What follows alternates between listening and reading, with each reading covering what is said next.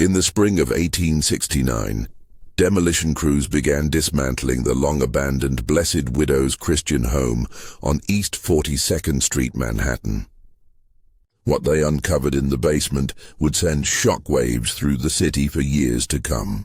Behind a false wall, workers discovered a hidden chamber, neatly arranged with 52 wooden coffins, each holding the remains of an elderly woman.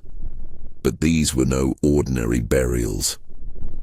Every skeleton still wore valuable jewelry, and beside each coffin rested a handwritten ledger entry, carefully recording the woman's total wealth down to the last cent. Investigators quickly realized the most chilling fact of all. According to public records, none of these 52 women had been reported dead at the institution. Officially, they had never passed away there. They had simply vanished without explanation. For 22 years, the Blessed Widow's Christian home had been hailed as one of Manhattan's most respected charities. It was praised in the press, endorsed by churches, and trusted as a safe haven for older women who had lost their husbands. Yet time and again the wealthiest widows who moved into its warm, respectable walls had signed away their fortunes to the institution, only to disappear without a trace. What authorities uncovered was not only a mass grave but also evidence of a murder machine that had operated in plain sight, shielded by religious appearances and celebrated by polite society for over 2 decades. Its leaders had devised methods so polished, so convincingly wrapped in Christian compassion, that even the most skeptical onlookers had never questioned the true horrors taking place inside. To understand how such a scheme could flourish, one must step back to Manhattan in the 1840s, a city of extreme contrasts. Along Fifth Avenue, the wealthy erected glittering mansions with polished marble facades shining in the afternoon sun. Meanwhile, blocks away, tenements stretched endlessly from the Bowery to the Hudson River, crammed with immigrants living in desperate, filthy conditions. The very air marked the divide, perfumed and fresh uptown, thick with coal smoke and unwashed bodies downtown. Among the city's most vulnerable were older widows, women who had lost their husbands and now faced an unforgiving city with little protection. By law, a woman's property automatically passed to her husband upon marriage, which meant widowhood often reduced once comfortable women to poverty. Many found their late husbands' relatives or business partners had already seized what they thought would be their inheritance, leaving them with nothing but fading memories and the clothes they wore. It was into this landscape of fragility that Margaret O'Brien appeared in 1845, presenting herself as a savior. That year, she founded the Blessed Widow's Christian Home at 127 East 42nd Street, a 3-story brownstone converted from a private mansion. Every detail was arranged to radiate dignity and safety. The exterior was painted a welcoming cream that glowed in the morning light, with black shutters always kept in perfect order and window boxes displaying flowers that changed precisely with the seasons. Beside the oak front door hung a polished brass plaque that read, "Blessed Widow's Christian Home, founded 1845, a haven for God's forgotten daughters." Margaret O'Brien herself was a striking figure who seemed born to inspire trust. At 40, she stood tall and commanding, though never harsh. Her steel-grey hair was neatly pinned back, suggesting both piety and discipline. Her clothing was dark and modest, signaling respectability, yet of such fine quality that it quietly spoke of prosperity. But her eyes were her most arresting feature, pale blue, sharp and capable of shifting from motherly warmth in public to firm authority in private. O'Brien said she was an Irish immigrant who had come to New York in 1839 with glowing references from Catholic charities in Boston. She spoke with a slight accent, enough to sound genuine but never enough to make her seem foreign or unrefined. Her carefully repeated story told of a happy childhood in County Cork, marriage to a prosperous merchant who had died young of consumption, and a divine calling to dedicate her life to caring for other widows who had endured similar heartbreak. She was not alone in her mission. Two partners completed the leadership of the home: Katherine Kelly, head caretaker and medical attendant, and Father Patrick Walsh, chaplain and spiritual advisor. Together, the three created what looked like a flawless Christian refuge for New York's most vulnerable women. Katherine Kelly, who served as the institution's chief caretaker and medical attendant, was the perfect complement to O'Brien's commanding presence. Kelly was a small, brisk woman in her mid-30s, with streaks of gray already threading her brown hair. Her hands were rarely still, always sewing, tidying, measuring out medicine, or jotting careful notes about the residents' conditions. She moved through the home with the confidence of someone who knew every creak in the floorboards and every draft from a window. Her papers claimed she had trained as a nurse at Massachusetts General Hospital and had years of experience tending to elderly patients in private homes across New England. The home's spiritual anchor was Father Patrick Walsh, its chaplain and counselor. Walsh was young for a priest, barely 30, with dark hair that curled in defiance of his efforts to keep it flattened. His brown eyes seemed to brim with compassion, and his face carried a handsomeness that made older women wish to mother him and younger women struggle to forget propriety. Yet he carried himself with a priest's dignity, and his voice, rich and perfectly measured, could fill the chapel with warmth during sermons, or soften into intimacy during private counsel. Together, O'Brien, Kelly, and Walsh fashioned what appeared to be a model charity. The mission statement, carved into a bronze plaque in the entrance hall, declared, "To provide loving Christian care for widowed women of good character who find themselves without family support in their twilight years, that they might live their remaining days in dignity, surrounded by sisters in faith, and pass into eternal rest with the comfort of knowing they were loved." The structure of the home itself reinforced this promise. Wealthy widows could contribute their savings as an entrance fee, gaining private rooms on the second floor and enjoying premium services, personal nursing, custom meals, and assistance with letters and financial matters. Women of modest means, meanwhile, could earn their keep by working in the kitchens, laundry, or gardens, sharing rooms on the third floor, but participating equally in the social and religious life of the institution. Inside, the house was carefully designed to feel less like a public institution and more like a respectable private residence. The entryway boasted polished mahogany wainscoting and soft floral wallpaper. On one wall hung a large oil painting of Christ blessing the children. On the other, framed portraits of former residents who had graduated to their eternal reward, as O'Brien so gently phrased it. The common rooms occupied the ground floor. The sitting room was arranged with cushioned chairs, grouped for conversation, tables for card games or needlework, and bookshelves stocked with Bibles, newspapers, and novels. Sunlight poured in through tall windows overlooking the back garden, where flowers and vegetables thrived under the residents' care.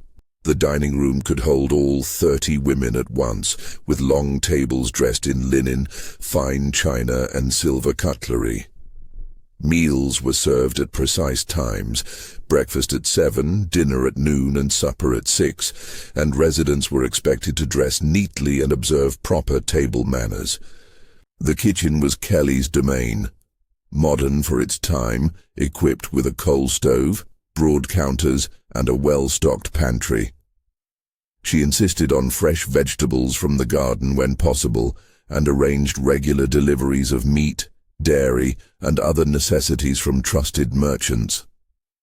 On the second floor, the private rooms of wealthier residents were comfortably furnished with beds, wardrobes, writing desks, and personal chairs. Each space was customized with its occupant's own belongings, photographs, keepsakes, and familiar furniture brought from former homes. A small library at the end of the corridor offered a quiet place for reading and reflection. The third floor held the shared dormitories for working residents and the staff quarters. While less luxurious, these rooms were kept scrupulously clean and maintained with the same attention to dignity and order that defined the rest of the building. But the most treasured room of all was the chapel, built in the mansion's former ballroom. With its vaulted ceilings, stained glass windows depicting Christ's life, and polished wooden pews, the chapel could seat every resident comfortably. At its simple marble altar, Father Walsh led prayers each morning at precisely 6:30. Catholic residents attended daily Mass, while Protestant women were offered non-denominational services. Walsh's sermons emphasized acceptance of God's will, the virtue of charity, and the spiritual rewards of relinquishing worldly attachments, all lessons that resonated deeply with women who had endured loss and loneliness. The daily rhythm of life was structured yet not oppressive. After morning devotions and breakfast, residents were free to spend their hours in needlework, reading, tending gardens, or engaging in lively discussions about the news and world events. O'Brien subscribed to several newspapers and magazines, encouraging her ladies to stay informed and even leading conversations on current issues during the evenings. Evening meals were more than nourishment. They were a cornerstone of community life. Women shared stories of their pasts, their worries for the future, and their hopes of finding peace in their final years. O'Brien often sat with them, listening attentively, offering sympathy, and making careful notes about their needs. It was this air of individualized care and respect that made the Blessed Widow's Christian home so appealing. Compared to the city's grim poorhouses, where elderly women were often warehoused in neglect, or the costly private arrangements that many could not afford, O'Brien's home offered a middle ground: dignity, compassion, and what seemed to be genuine Christian service. With one staff member for every 6 residents, care was unusually personal. Kelly tracked each woman's health, diet, and habits with meticulous notes. Walsh offered spiritual counsel to soothe grief and anxiety, and O'Brien herself became renowned for guiding women through legal and financial challenges, particularly estate planning. She often helped residents arrange their wills, ensuring their final wishes would be honored. To many, this was the home's greatest gift: peace of mind at the end of life. This reputation spread swiftly across New York. Lawyers recommended the home to their elderly clients. Churches endorsed it from the pulpit. Families viewed it as a safe haven. To the city, it seemed a shining example of Christian compassion. Yet within its walls, darker patterns were already beginning to take shape. On the morning of November 15, 1847, a sharp wind swept through Manhattan, rattling the windows of the Blessed Widow's Christian home. Inside the chapel, the residents gathered in their customary pews, their wool shawls rustling softly as they exchanged quiet greetings. As the bells struck 6:30, Father Walsh stepped to the altar to begin morning prayers. But an absence immediately unsettled the room. Mrs. Eleanor Whitmore's pew at the front stood empty. Mrs. Whitmore was a woman of unshakable habits. In the 6 months she had lived at the home, she had never once been late to prayers, nor had she missed a meal or strayed from her carefully ordered routine. At 73, she moved with the precision of a woman who had built her life upon discipline. her silver hair always pinned neatly, her posture upright, her clothing pressed and proper. Just the night before, she had been in excellent spirits, entertaining the needlework circle with tales of her late husband's thriving shipping ventures. She had spoken with excitement about writing to her family in Philadelphia, especially a grandniece recently engaged. At supper, she had laughed warmly, reminiscing about past Christmases and discussing plans for the holiday season ahead. That morning, though, her seat remained empty. The minutes dragged, and whispers spread through the chapel. Finally, Katherine Kelly rose from her place, her hands trembling slightly as she smoothed her apron. Walking to the front, she turned to face the women with tears streaming down her cheeks. "My dear sisters," she began, her voice quivering with apparent grief. "It pains me to tell you that our beloved Mrs. Whitmore passed away peacefully in her sleep last night. Father Walsh was able to grant her last rites. She spoke of her gratitude for the love and companionship she found here with us. Her final words were of blessing for all of you." The news struck like a physical blow. Gasps filled the chapel, followed by muffled sobs. Many women clutched one another for comfort. To them, the loss was incomprehensible. Mrs. Whitmore had shown no sign of illness. Her laughter still echoed in their minds from the previous evening. Father Walsh stepped forward then, his rich voice rising in solemn reassurance. He spoke of the mystery of God's timing, of the blessing of a gentle death, of the Christian hope of eternal life. His tone was soothing, his words carefully chosen. Yet among the congregation, one woman's reaction was not so easily stilled. Sarah Brennan, a sharp-minded widow of 68, felt an icy knot form in her stomach. She had been close to Mrs. Whitmore and knew the woman's health to be strong. Something in Kelly's announcement rang false, though Sarah could not yet place what troubled her most. Her unease only deepened when, by midday, Mrs. Whitmore's body had already been removed from the premises. O'Brien announced at lunch that she had been buried quickly at Calvary Cemetery, in accordance with the dear lady's wish for a simple, unadorned departure.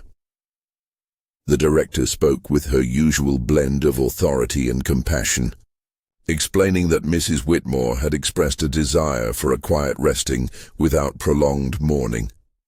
Yet Sarah could not recall her friend ever saying such a thing. On the contrary, Mrs. Whitmore had often spoken proudly of her late husband's elaborate funeral, remarking on its dignity as befitted a life well lived. Why then would she want to slip into the grave without ceremony? Sarah pressed further, asking O'Brien if she might visit her friend's grave. O'Brien placed a consoling hand on her shoulder, her voice tender yet firm. "I understand your devotion, dear, but Mrs. Whitmore's relatives from Philadelphia, who came to arrange matters, have requested privacy in their grief. They ask that only family visit, so as not to prolong their sorrow." This answer startled Sarah. In all their months of friendship, Mrs. Whitmore had mentioned only a distant grandniece in Philadelphia, no close relatives. The claim of family intervention seemed improbable. The unease turned to alarm when Sarah noticed that Mrs. Whitmore's belongings had vanished almost instantly. Her jewelry box, filled with heirloom pieces, was gone. So too was her leather-bound journal and the letters and photographs she had treasured. When Sarah inquired, Kelly told her with mild disapproval that everything had been sent to family, as per detailed written instructions Mrs. Whitmore had left. But Sarah remembered her friend's words only days earlier. Speaking of giving her pearl brooch to Sarah as a keepsake, there had been no mention of shipping everything to relatives. Over the following weeks, Sarah began to look back at other recent deaths with new eyes. Mrs. Whitmore had not been the first. In her 2 years at the home, Sarah recalled 5 others who had died suddenly. Mrs. Adelaide Morrison, a wealthy widow from a textile fortune, dead only 4 months after her arrival in February 1846. Mrs. Ruth Patterson. In August 1846, another woman of means. Mrs. Catherine Donnelly. January 1847. Mrs. Margaret Sullivan. June 1847. Mrs. Elizabeth Hayes. September 1847. Each case followed the same pattern: sudden nighttime death without warning, a hasty burial, no obituary in the press. These were women of prominence, known in society, yet their passings had left no public trace. It was as if they had vanished, their wealth absorbed by the home. Sarah's suspicions solidified when she ran into Mary O'Sullivan, once a housekeeper for Mrs. Morrison at the marketplace. The woman wept as Sarah broke the news of Morrison's death. "She promised she'd send for me if she ever grew ill," O'Sullivan said bitterly. "I never received a letter, not a word. I thought she had forgotten me." The pattern became undeniable. The women who entered the home seemed to sever all ties with their past lives, ceasing letters and visits. And when they died, no one outside the institution ever learned of it. By early 1848, Sarah's view of the home had shifted entirely. Outwardly, life went on as always. Meals served on schedule, prayers said in the chapel, Kelly bustling about with her ever-busy hands, O'Brien presiding with dignity, Walsh preaching compassion. But beneath the surface, Sarah began to sense currents of manipulation. She noticed how O'Brien carefully steered conversations toward finances, inheritance, and the absence of family. Over tea, she might say, "It must comfort you to know your husband left you secure. Have you had the chance to put your affairs in order?" Many widows find the legal complexities overwhelming. Her tone was maternal, her words full of concern, but Sarah began to recognize them as calculated. Often, these talks led to recommendations of lawyers or suggestions that leaving one's estate to the home was a noble legacy. "Many of our ladies have found such peace," O'Brien would remark, knowing their savings would continue to serve God's daughters after their passing. Walsh, too, played his role. His sermons and private counsel emphasized detachment from worldly goods, the vanity of wealth, and the spiritual rewards of giving all to charity. "You cannot serve both God and money," he would say, his voice honeyed with conviction. To women raised to trust clergy without question, his words carried the weight of divine truth. Meanwhile, Kelly handled the medical side. She meticulously noted who suffered from insomnia or nervous complaints and offered remedies, especially laudanum, the era's favored sedative. "A small dose at bedtime will bring you the rest you need," she would assure. Over time, she quietly increased the amounts. Sarah might have continued to live with unease had it not been for one sleepless night in February 1848. Arthritis pains had driven her from her bed, and she wandered the darkened halls for relief. As she passed O'Brien's office, she noticed a light beneath the door. The door itself was slightly ajar. Peering in, Sarah froze. Inside, O'Brien sat at her desk with Kelly and Walsh close beside her. On the desk lay legal papers, bottles of medicine, a leather ledger, and a bag of coins that clinked softly as O'Brien moved it aside. She was writing in the ledger with careful precision. "The new resident, Mrs. Patterson," O'Brien said matter-of-factly. "She mentioned her late husband's shipping investments again today. Katherine estimates her worth at least $15,000, perhaps more. No children, only a nephew in Boston whom she sees rarely." Walsh nodded. "She attends my sessions faithfully. Her conscience weighs heavily. She feels guilty for her comfort while others suffer. I can guide her toward seeing charitable giving as the path to redemption. She's pious, very pliable."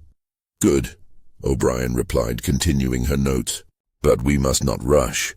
Mrs. Henderson's passing was only 6 weeks ago, and Mrs. Whitmore's just 3 months past. Too many so close together would invite questions. We'll wait another month. Kelly spoke then, consulting her notebook. She already takes the herbal sleep draft I've prepared for her. In truth, it's laudanum. Her tolerance is building. When the time comes, increasing the dose will be simple and unquestioned. And the legal side?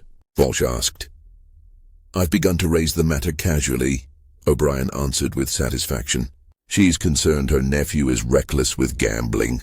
It will seem natural to leave her estate to us instead. Sarah's blood ran cold. The truth lay before her. This was no accident, no misfortune, but deliberate murder plotted with clinical precision. Mrs. Patterson's life was being scheduled for an end, her wealth earmarked for the institution. Shaking, Sarah slipped away unseen, her mind spinning. Every sudden death she had witnessed now made sense. Mrs. Whitmore, Mrs. Morrison, the others, they had been murdered, their fortunes stolen under the mask of Christian charity. And unless she acted, Mrs. Patterson would be next. The days following that dreadful midnight discovery were the most dangerous of Sarah Brennan's life. Now she knew the truth, that the very people entrusted with the care of widowed women were plotting their murders. But knowledge was both weapon and curse. If O'Brien or her partners suspected she had overheard their plans, Sarah would not last the week. She forced herself to keep her composure. At meals, she smiled politely, spoke of trivialities and nodded through prayers as if her heart were not hammering with fear.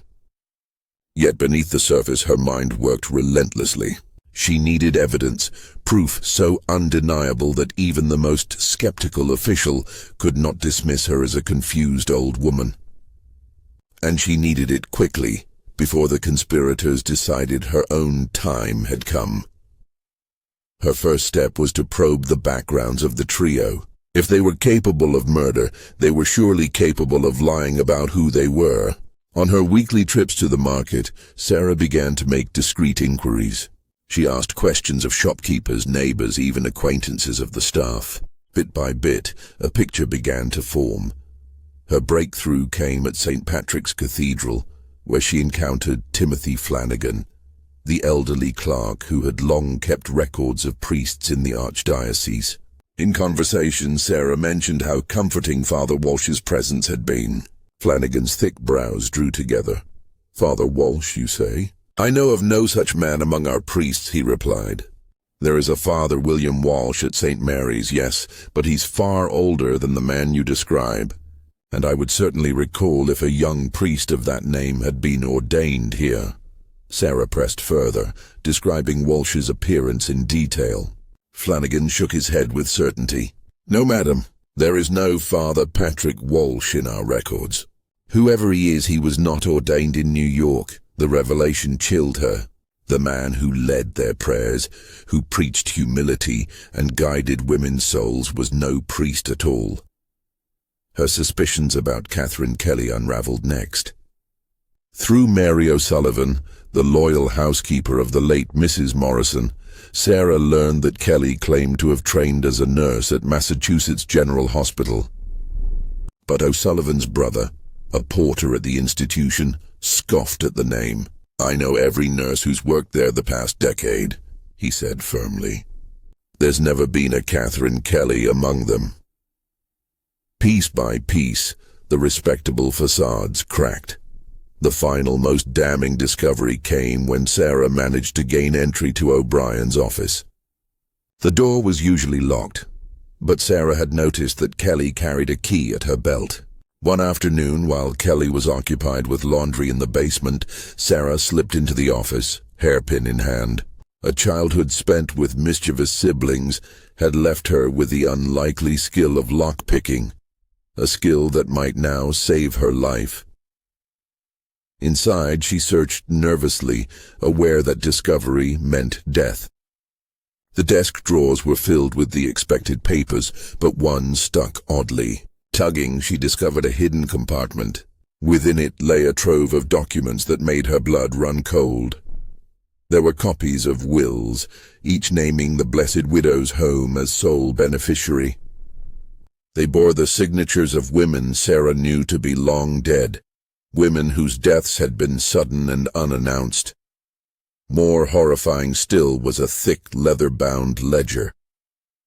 In neat, precise handwriting, it listed the names of deceased residents, their dates of death, the exact sums of their estates, and chilling notes on how the deaths had been managed.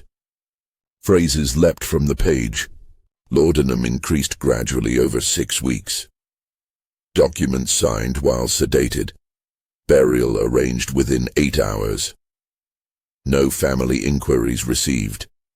In just 3 years, the ledger showed, the home had taken over $300,000 from 21 widows, an astronomical sum. But there was another ledger, thinner, that froze her blood even more. This one did not record the past. It mapped the future. It listed names of current residents, with projected dates for their transitions and the estimated values of their estates. At the top was Mrs. Patterson, scheduled to die in 6 weeks. Inheritance $18,000. Beneath her name, more followed. Sarah's breath caught when she reached her own. Sarah Brennan. Potentially problematic, too observant. May require special handling. Her knees nearly buckled. She was not just suspicious of them, they were suspicious of her. Her death had already been considered, written in ink like a business plan. There were letters, too. Correspondence with other charitable homes in Boston, Philadelphia, and Baltimore. The letters discussed methods, exchanged names of potential victims, even suggested moving widows from one city to another to avoid suspicion. Sarah realized with horror that this was not an isolated plot. It was a network. Shoving everything back into place with trembling hands, she slipped from the office and locked the door again. She carried the evidence only in her memory, but it was enough. She now knew she was trapped in a machine of murder, one that stretched across states and had already devoured dozens of lives. From that day forward, every smile from O'Brien, every inquiry from Kelly, every sermon from Walsh became loaded with menace. Sarah noticed Kelly watching her more closely, asking questions about her sleep and appetite, offering herbal teas that left her strangely drowsy. Walsh pressed her toward spiritual acceptance of death, urging her to prepare her affairs. And O'Brien, with her motherly touch, began asking about Sarah's finances, her distant relatives, her legal arrangements. Sarah began quietly discarding the food and medicine Kelly brought, noticing that when she did, her head felt clearer, her sleep more natural. The bitter taste of the tea, the unusual heaviness after meals, it had all been deliberate. They were already dosing her, just as they had done to the others. Her fear reached its breaking point one night in May 1848. She woke to the faint sound of footsteps in the corridor.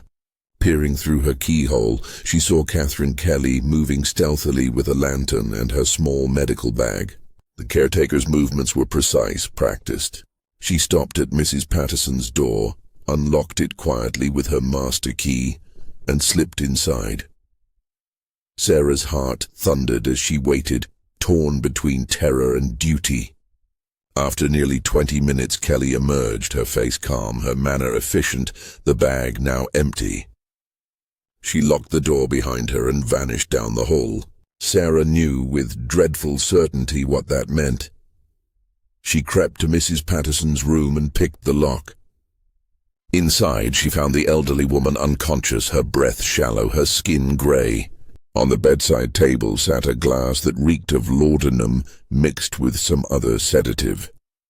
Sarah acted desperately, shaking her friend awake, forcing her to vomit, giving her water in small sips. For hours she sat at her bedside, keeping her awake, praying each moment that Kelly would not return. At dawn, Mrs. Patterson stirred weakly, her eyes fluttering open. "They were going to kill me," she whispered hoarsely. "But why? What have I done?" Sarah told her everything. of the ledgers, of the murders, of the fortune they intended to steal. The older woman wept in horror, but her grief hardened into resolve. Together they decided the truth must reach the authorities. It would be dangerous. The Blessed Widow's home was praised by newspapers, supported by churches, and protected by its reputation. Few would believe accusations from two elderly women, but they had no choice. Mrs. Patterson would feign illness, keeping up appearances while Sarah slipped out at dawn to seek help. If they failed, they would be buried like the others, nameless coffins in the earth beneath the home.